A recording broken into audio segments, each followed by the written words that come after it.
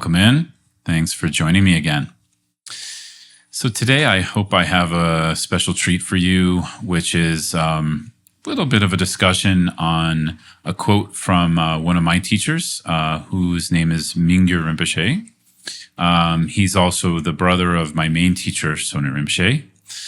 And he's really a wonderful meditation teacher, very clear, very deep, can really take someone from the beginning of a meditation practice all the way to enlightenment, in my opinion. So his quotes and or teachings on meditation are usually quite pithy, very helpful, and kind of very to the point. So I thought to base our discussion today on one of his quotes. And so I'll go ahead and read the quote and then get into a little bit of commentary on how I relate to this quote and how it might help you. So the quote goes like this: "If we try too hard, meditation becomes difficult, but it is so easy. Meditation is resting in our own natural awareness." Okay. So for some people, this might be a relief. He says, meditation is so easy. For some people, it might be frustrating. What do you mean meditation is so easy? I don't find it so easy. So I thought to break this open a little bit, especially when he's referring to natural awareness. This is a term coming more from the Mahamudra traditions of Tibetan Buddhism.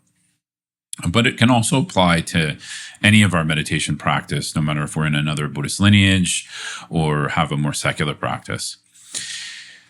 But before we go to that, let's start at the beginning of the quote, where he says, quote, if we try too hard, meditation becomes difficult.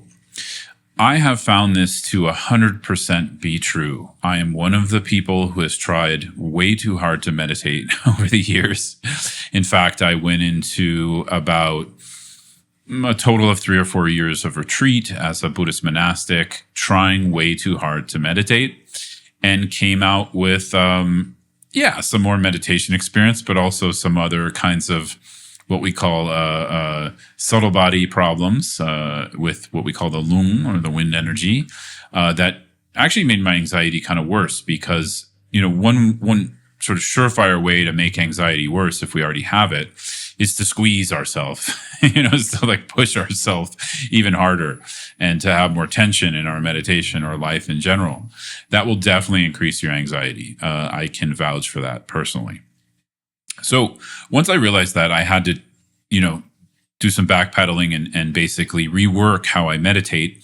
Mingyur Rinpoche's brother, Sonam Rinpoche, has really helped me with that. So I also recommend his teachings if you struggle with too much tension and forcing the meditation too much.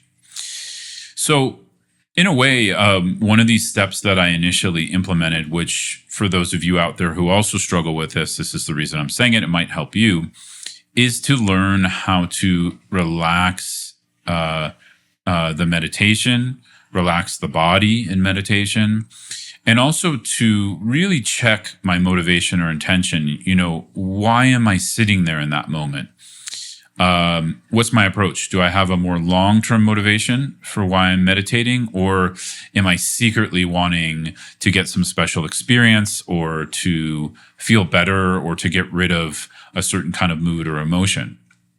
So the reason I say this is what I've found is if I have a secret motivation behind what I think is my motivation, like in my case, I was a monk, so I thought it was a Buddhist motivation, etc. Actually, what I really wanted was sort of short-term outcomes, short-term results. And this is one of the ways we can get into trouble. Because often when we're dedicating to a long-term meditation practice, sure, we can get short-term results, but at the same time, we can also build up a lot of expectation and tension, desiring those. And obviously, meditation for me mostly is pretty hard work. It's not necessarily pleasant all the time. But over time, over the mid and long term, it's pleasant because you can start to see the long-term shifts in how we relate to life and how we can relate with more ease and more openness and more compassion. So that's the real benefit, actually. But anyways, so when we're looking for short-term outcomes, we're going to get tense. We're going to maybe try too hard in meditation, right? Because why would we try too hard? It's because we are trying to force something. We're trying to get something out of it. So besides learning to relax the body, learning to just kind of let go into the moment as much as we can with meditation, I would also recommend look at your motivation, look at your intentions, and try to release motivations around short-term results. Also, this word relaxation can be deceptive because we could also be seeking the short-term results of relaxation rather than just learning to let be in the moment with the body and whatever is arising. So I definitely recommend the latter. Find some teachings, find some guided meditations, work with a teacher on how to allow things to just be, right? This is really important for meditation. And then for those of us into serious Buddhist meditation, this quality of awareness is quite key because until we have a discernment of what that quality of mind is, which I'll describe in a moment, it's going to be tough to know like what we're looking to do in meditation, right? Because there's usually two categories that different meditation practices go into in Buddhism. They either go into the category of shamatha, or meditative awareness, or they go into the category of vipassana or insight meditation. And really that should be plural. Shamatha meditations, plural, and vipassana meditations, plural. Because these are baskets of different kinds of practices. They're not single practices. But what do the baskets serve as? They serve as context and points of reference for what we're using them for. So shamatha, we're trying to strengthen meditative awareness. As he said in the quote, meditation is resting in our own natural awareness.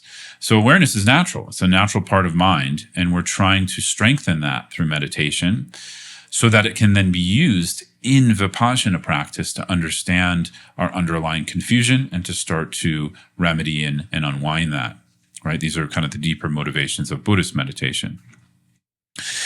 But as he says here, if we're trying too hard, that's not going to work. So if we're trying to squeeze awareness or squeeze ourselves to get it, that's going to stress us out.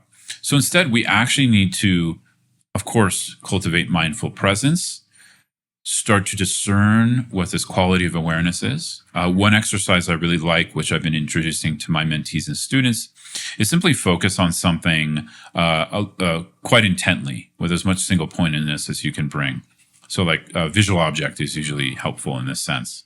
So just stare at something and be with that as much as you can. Now notice the mind that's being with that. Notice that you can know you're being with that. That's awareness, okay? That quality of mind that can bear witness, that can be watchful of, that basically knows we're knowing. So we have to become familiar with that in meditation. And then what we do is we basically rest with that. So rest is an interesting word here. You find it a little bit more in the Mahamudra traditions of Tibetan Buddhism. And I found it really helpful as a term because it's not rest like check out from everything. It more has this connotation of being, right? Resting or being with. So we rest or be with awareness, right? And as Mingyur Rinpoche is pointing out in the quote here, awareness is natural. So we don't have to put so much pressure on ourselves to get it and to sort of get this thing we don't know what it is, or maybe it's some spiritual principle or religious principle we're putting on a pedestal.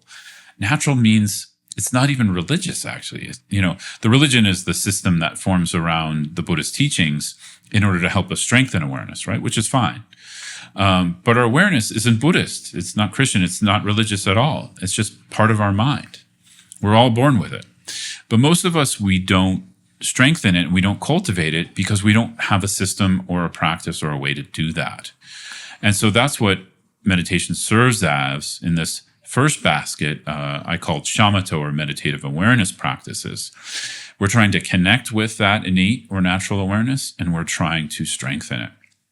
Then we're using that natural awareness to actually almost look at itself and look at the nature of how reality is, to, as I said earlier, cut through some underlying confusion that causes the dissatisfaction and stress in our life. So either way, I think it's extremely good news that this awareness is natural. For me personally, when I was in periods of retreat as a monk, this also really helped me to relax into the practice. Just, even if I could connect with that natural awareness for a few seconds, 5 or 10 seconds, that was excellent news. And I just stopped at some point. I realized I needed to stop pushing to make that longer and longer, and instead connect with it for as long as it would last, and then connect with it again.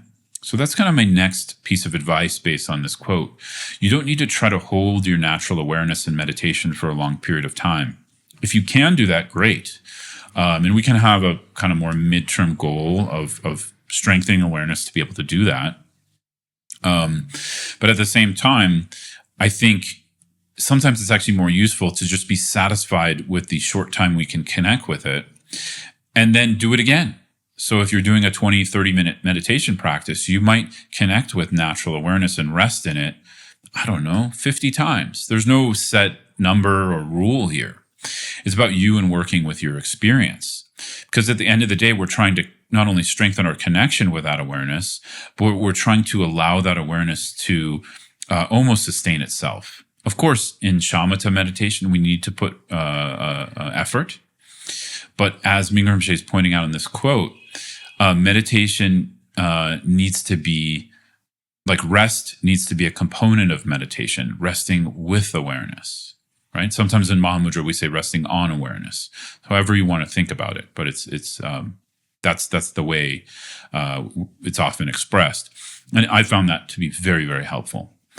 So the outcome of that, not pushing too hard, using the right amount of effort, I would say, using our effort towards a consistent looking back or connecting with that aware quality of mind rather than trying to force it. Use your effort that way. And then over time, meditation can become easy, right? As Mingyur Rinpoche is saying. So to repeat the full quote, if we try too hard, meditation becomes difficult. But it is so easy. Meditation is resting in our own natural awareness, right? So out of all of this, just memorizing that last part of the quote, meditation is resting in our own natural awareness. And if you're a beginner in a meditation practice, you're going to probably have the question, what is that, right? And I've tried to point to it through a few different ways here, including an exercise and how to recognize it. But nonetheless, that can take some time to feel confident, there's my natural awareness. It's actually with us all the time, including when we sleep. We just are not recognizing it. We're not connecting with it. So one kind of goal, if you're more a beginner in your meditation practice, beginner just means you're not sure about natural awareness. It doesn't refer to how long you've been practicing.